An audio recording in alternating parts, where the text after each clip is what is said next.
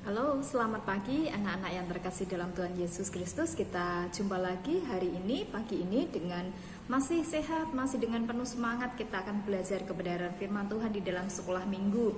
Nah, kita masuk di dalam pelajaran yang ke-6, yaitu pelajaran tentang ajaran Kristen. Bagaimana orang Kristen atau ajaran Kristen itu memandang suatu pernikahan atau memandang suatu perceraian. Nah, kita akan belajar bersama supaya kita dapat dibekali oleh firman Tuhan, bagaimana kita hidup di dalam Tuhan senantiasa. Saat ini sebelumnya kita akan berdoa terlebih dahulu, mohon pimpinan Tuhan. Mari kita berdoa. Tuhan Yesus, kami bersyukur kepadamu untuk kesempatan yang baik Engkau berikan kepada kami, untuk kami bersama-sama mengikuti sekolah minggu secara online. Tuhan akan berkati supaya apa yang kami dengarkan, kami pelajari bersama, Engkau yang akan menolong supaya itu masuk dalam hidup kami dan kami melakukannya sesuai dengan firman Tuhan. Terima kasih Tuhan Yesus. Kami berdoa bagi teman-teman kami yang belum dapat bertemu sampai saat ini satu dengan yang lain, namun kami percaya bahwa Engkau yang akan memberikan pelindungan kepada mereka semuanya terus ada dalam keadaan baik dan sehat. Engkau juga yang memberkati guru-guru kami supaya tetap semangat melayani Tuhan, melayani kami supaya kami semuanya boleh bertumbuh iman kami kepada Yesus Kristus lebih dan lebih dalam lagi. Terima kasih Tuhan Yesus, kami mengucap syukur dan kami berdoa. Haleluya, amin. Nah, anak-anakku yang terkasih dalam Tuhan Yesus, kita akan belajar di dalam 1 Korintus 7 ayatnya yang pertama sampai yang ke-16. Di situ dikatakan itu adalah tentang perkawinan. Nah, perkawinan, kalian pernah nggak melihat atau menyaksikan atau diajak oleh orang tuanya untuk mendatangi suatu pernikahan? Ada ya semua. Nah, anak-anakku yang kalian lihat apa? Pasti kalau sebuah pernikahan itu adalah sebuah sesuatu yang baik ya, sesuatu yang indah, kemudian sesuatu yang meriah dan semuanya merasa sukacita. Karena mereka merayakan hari jadi mereka, di mana ada seorang laki-laki dan juga perempuan itu menjadi suami istri atau menjadi sebuah keluarga. Nah, di dalam Kamus Besar Bahasa Indonesia itu nikah itu adalah perjanjian antara laki-laki dan perempuan untuk bersuami istri. Kemudian ikatan itu akan dilakukan sesuai dengan ketentuan hukum yang berlaku di Indonesia. Nah, kemudian ada lagi, kalau kita pernah dengar atau kita sering menyaksikan di televisi artis-artis ataupun siapapun itu ada yang mereka sudah tidak cocok lagi dan sebagainya, dan akhirnya mereka menempuh jalan berpisah atau bercerai. Nah, cerai di dalam Kamus Bahasa Indonesia itu juga diartikan bahwa putus hubungan antara suami dan istri gitu ya, perpisahan antara suami dan istri. Nah, di dalam kepercayaan kita atau suami istri Kristen itu tidak boleh ada kata berpisah ya, tidak ada yang boleh kata bercerai apapun itu alasannya. Kita akan melihat di dalam 1 Korintus 7 ayatnya 12 sampai ke 13. Kepada orang-orang lain bukan Tuhan katakanlah, kalau ada seorang saudara beristrikan seorang yang tidak beriman dan perempuan itu mau hidup bersama-sama dengan dia, janganlah saudara itu menceraikan dia.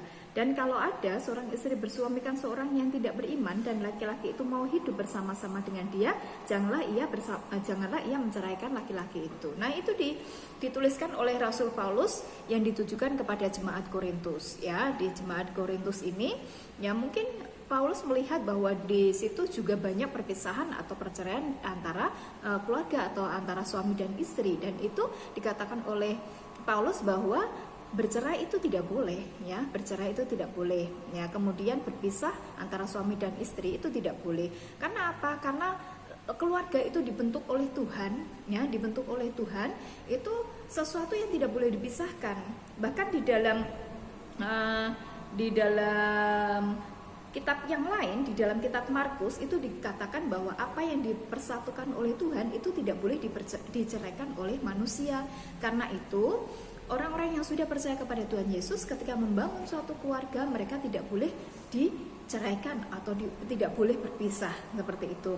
Nah, termasuk juga pernikahan itu sudah diatur oleh Tuhan, ya. Karena apa? Allah menghendaki pernikahan itu terjadi di dalam kehidupan manusia, laki-laki dan perempuan. Itu namanya sepadan.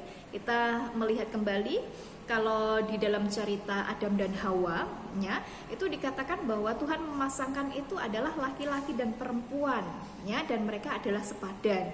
Jadi bagaimana kalau misalnya ada pernikahan yang laki-laki dengan laki-laki atau perempuan dengan perempuan, berarti itu bukan yang dikehendaki Tuhan. Karena apa? Mereka bukan pasangan yang sepadan.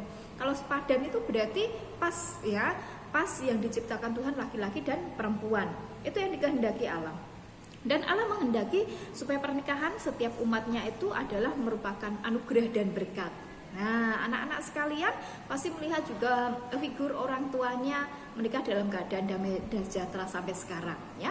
Banyak sekali mungkin juga ada persoalan-persoalan yang terjadi, tapi kalau kita dekat kepada Tuhan, kita mempercayai Tuhan bahwa Tuhan itu ada dalam kehidupan kita, menuntun kita, dan kita mempunyai hubungan yang baik dengan Tuhan, pastilah setiap permasalahan yang ada di dalam sebuah rumah tangga itu pastilah akan dapat diselesaikan dengan baik-baik saja. Nah, dan tidak ada kata apa tadi? Tidak ada kata perpisahan. Nah, mungkin anak-anak belum mengerti saat ini karena masih terlalu muda atau masih terlalu kecil, tapi kita bisa belajar bahwa keluarga yang dibangun oleh Allah itu, ya, pernikahan yang dibangun oleh Allah adalah pernikahan yang diberkati, ya, yang diberkati dan juga dianugerahkan Tuhan itu secara luar biasa kepada setiap orang, termasuk kita semua yang percaya kepada Tuhan Yesus. Nah, makanya di dalam satu keluarga itu kekudusan itu harus dijaga, ya, kekudusan itu harus dijaga dan tidak boleh sembarangan dalam melaksanakan pernikahannya, ya, atau mengarungi perjalanan rumah tangganya tidak akan boleh sembarangan. Nah, Alkitab telah mengatur dan memberikan ketetapan itu kepada kita semua melalui mengenai pernikahan, ya. Di dalam Markus, ya, tadi saya katakan di dalam Markus itu bila yang disatukan oleh Tuhan itu tidak boleh diceraikan oleh manusia. Itu adalah salah satu aturan yang Tuhan berikan kepada kita, perintah kepada kita bahwa ketetapan mengenai pernikahan itu diatur di dalam Alkitab, termasuk perceraian. Boleh tidak perceraian? Kalau saya katakan tidak boleh, ya, karena yang ditulis oleh Paulus ini juga di ayat yang 12 sampai ke 13 itu tadi, ya. Seorang perempuan tidak boleh menceraikan laki-lakinya, kalau laki-laki juga tidak boleh menceraikan seorang istrinya, seperti itu. Nah, dalam hal ini Paulus menasehati jemaat yang ada di Korintus. Karena apa? Kalau perceraian itu terjadi, Allah membenci perceraian. Karena Allah memberikan kepada manusia itu damai sejahtera, rancangan damai sejahtera.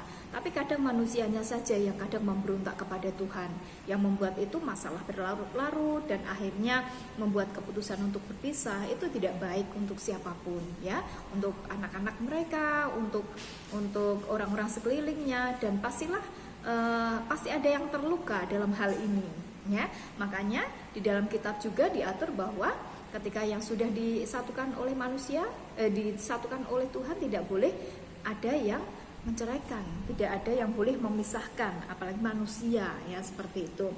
Nah, mungkin pelajaran kita pada saat ini cuma singkat saja seperti itu, ya, tapi perlu Ibu sampaikan bahwa Paulus mengajarkan ajaran ini kepada jemaat di Korintus itu berlaku juga kepada kita semua yang percaya kepada Tuhan Yesus. Nah, anak-anak sekalian, mungkin di antara keluargamu, di antara teman-temanmu, di antara keluarga besarmu atau orang-orang di sekelilingmu, mungkin ada orang tuanya yang sedang mengalami masalah di dalam rumah tangganya dan mungkin berujung akan perceraian, perpisahan, dan sebagainya.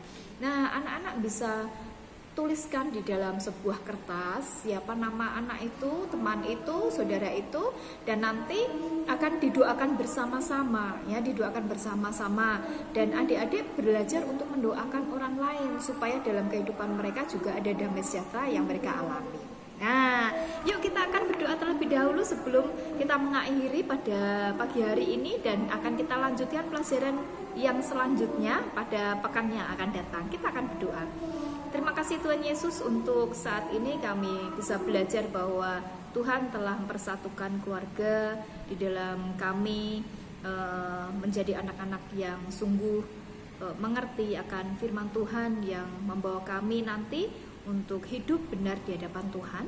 Dan biarlah Engkau sendiri akan menolong kami supaya kami mengerti maksud firman Tuhan yang Kau sampaikan kepada kami pada pagi hari ini. Terima kasih Tuhan Yesus, kami serahkan semua dalam tangan kasih Tuhan, waktu kami dan juga kesehatan kami. Biarlah ketika kami mengalami kesehatan yang baik, itu suatu anugerah yang besar dari Tuhan dan bisa kami nikmati sepanjang hari-hari kami. Kami menyerahkan kepadamu waktu kami selanjutnya. Dalam nama Yesus kami bersyukur dan kami berdoa. Amin. Sampai jumpa lagi anak-anak. Tuhan Yesus memberkati. Dadah.